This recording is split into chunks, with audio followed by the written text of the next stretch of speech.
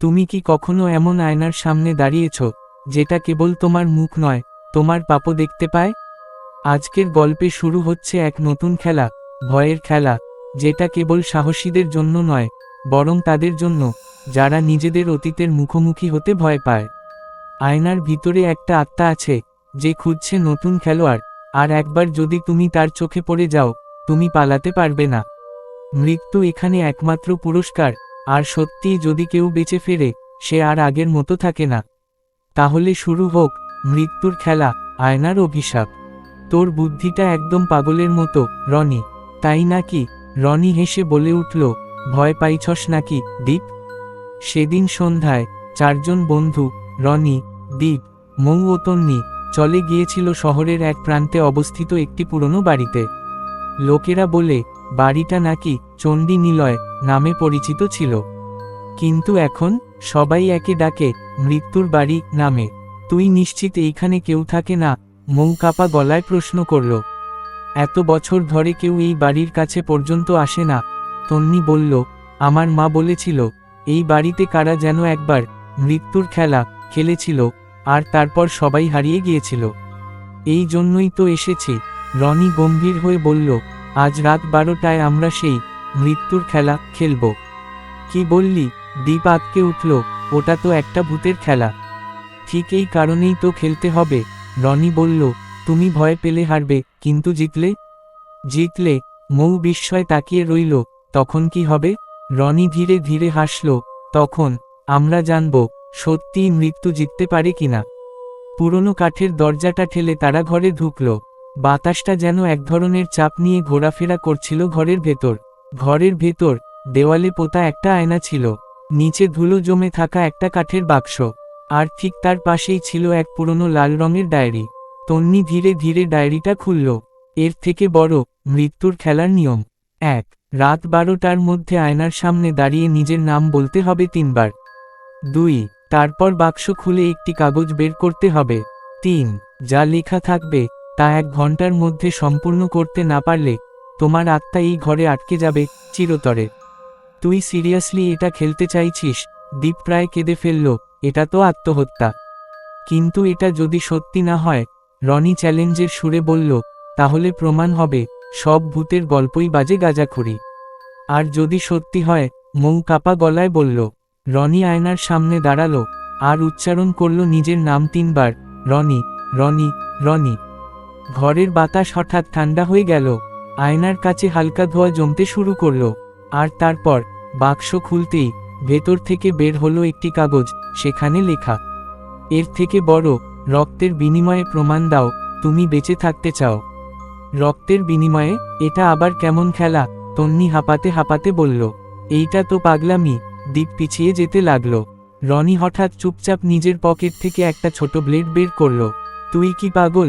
মৌ ছুটে গিয়ে তার হাত থেকে ব্লেডটা নিতে চাইল। আমি ভয় পাই না। রনি ব্লেডটা নিজের হাতের তালুতে চালিয়ে দিল।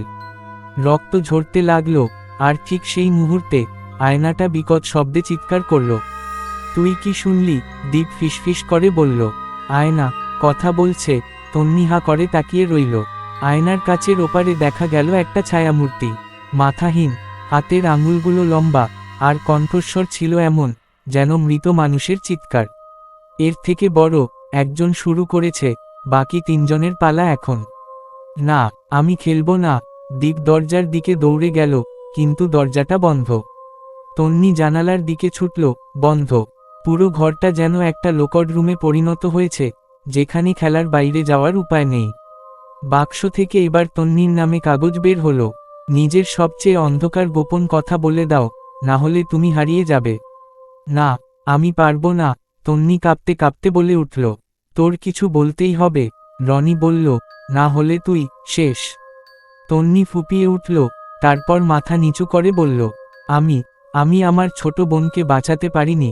আমি তাকে ধাক্কা মেরে পড়িয়ে দিয়েছিলাম, আমি দোষী। আয়না তখন চিৎকার করে উঠল, স্বীকার করেছ, কিন্তু আত্মা এখনো শোধ নেয়নি। একটা কালো ছায়া হঠাৎ করেই তন্নির গায়ে ভর করল। সে কাঁপতে কাঁপতে মাটিতে লুটিয়ে পড়ল। তার চোখ দুটো সাদা হয়ে গেল। তন্নি, মৌ চিৎকার করে উঠল। কিন্তু ততক্ষণে তন্নির শরীর নিস্তেজ। তাকে নিয়ে যেতে হবে, দীপ বলল। কিন্তু কেউ তো বের হতে পারছে না। রনি পাগলের মতো দরজা ধাক্কাতে লাগলো। আর তখনই আয়নার কাছে আরেকটি কাগজ দেখা দিল, দ্বীপের জন্য। এর থেকে বড়, মৃত্যুকে ছুঁয়ে দেখো, যদি সাহস থাকে। মানে কি? এটা কি ট্রিক প্রশ্ন? দ্বীপ ফিসফিস করে বলল। ঠিক তখনই ঘরের এক কোণে একটা ছোট, পুরনো আয়না উজ্জ্বল হয়ে উঠল। তার মধ্য থেকে বেরিয়ে এল একটি মুখহীন, ছায়াসম দানব। এটা কি মৃত্যুই? মৌ চিৎকার করল। আমি কিছুই করিনি, দ্বীপ বলল। কিন্তু সে জানত, সে একদিন তার বন্ধুকে হুমকি দিয়ে ছাদ থেকে ফেলে দিয়েছিল। সেই পাপ আজ তাকে গ্রাস করছে। দানবটা এগিয়ে এলো। দ্বীপ এক পা পিছিয়ে গেল, কিন্তু তখনই একটা ভয়ানক চিৎকার এসে পড়ে গেল মেঝেতে, আর তার নিঃশ্বাস বন্ধ হয়ে গেল। দ্বীপ, না! মৌ হাউমাউ করে কাঁদতে লাগলো। এখন শুধু মৌ আর রনি বেঁচে আছে। খেলা শেষ হবে না যতক্ষণ না শেষ খেলোয়াড় তার চ্যালেঞ্জ পূর্ণ করে। আয়নার কণ্ঠস্বর বেজে উঠল। রনির সামনে বের হলো শেষ কাগজটা। এর থেকে বড়, নিজের মৃত্যু স্বীকার করো, অথবা বাকি জীবন মৃত্যুর ঘরেই কাটাও। কি মানে? আমি তো বেঁচে আছি, রনি চিৎকার করল। তুই আসলে সেই রাতেই মরেছিলি। মৌ থতমত খেয়ে বলল, সেই আয়নাতে তোর প্রতিচ্ছবি নেই। রনি চুপ করে দাঁড়িয়ে থাকল, তারপর আয়নার দিকে তাকিয়ে বলল, আমি মরেছি। আর ঠিক তখনই আয়না ফেটে গেল। এক ভয়ানক বিস্ফোরণে পুরো ঘর কেঁপে উঠল। ঘটনার ঠিক এক সপ্তাহ পর স্থানীয় পত্রিকায় একটা ছোট খবর ছাপা হয়েছিল। চণ্ডী নিলয়ে 3 তরুণ তরুণীরা অস্বাভাবিক মৃত্যু, একজন মানসিকভাবে অস্থিতিশীল অবস্থায় উদ্ধার। লোকজন আবার কানাঘুষো করতে শুরু করল, এই বাড়িটা আবার জেগে উঠেছে। কিন্তু কেউ জানত না, আসল ভয় তখনও বাকি ছিল।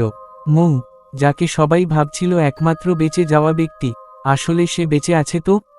তার বাড়ির লোকেরা বলছে, সে আগের মতো নেই, কেমন যেন শূন্য চোখ, সারাদিন আয়নার দিকে তাকিয়ে থাকে, আর হাসে। তুই কি এখনো সেই খেলা মনে রাখিস? একদিন রাতে মৌয়ের ছোট বোন জিজ্ঞেস করল। ধীরে ধীরে ঘুরে তাকালো, চোখে যেন ঘন কালো ছায়া। খেলা শেষ হয়নি, আর এখন তোর পালা শুরু। পরের রাতে মৌয়ের ঘরের আয়না ফেটে গেল, আর আয়নার মধ্যে থেকে ভেসে এল সেই কণ্ঠস্বর, এর থেকে বড়, নতুন খেলোয়াড় দরকার, এবার আর একজন নয়, 4 জন। সে রাতে মৌ নিখোঁজ হলো। তার খালি ঘরের দেয়ালে রক্তে লেখা ছিল, মৃত্যুর খেলা এবার তোমাদের শহরে আসছে। এরপর একে একে 4 জন নতুন ব্যক্তি, আদিত্য, সোহা, নীল এবং শ্রেয়া, এক অদ্ভুত ইমেল পেতে শুরু করল।